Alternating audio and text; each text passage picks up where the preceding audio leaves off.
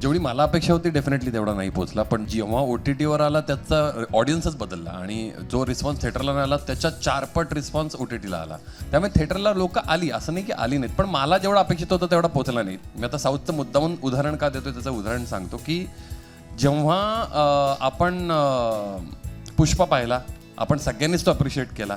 पुष्पा 2 आला तेव्हा बरेचसे मिक्स रिॲक्शन होते आणि मिक्स रिॲक्शन हे त्यांना स्वतःलाही होते जेव्हा त्यांनी ती फिल्म बनवली होती.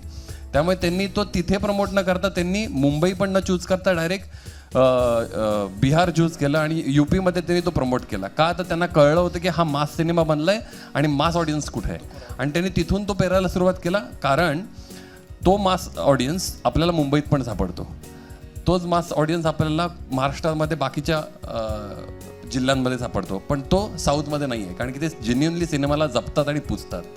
त्यामुळे प्रत्येक साऊथ सिनेमा, खास करून मल्याळम सिनेमा, हा जरी 3 सिनेमे रिलीज झाले एका दिवसाला तरी ते सुपरहिट आहेत, कारण की त्यांचा कॉन्टेंट बोलण्याचा प्रयत्न करतो.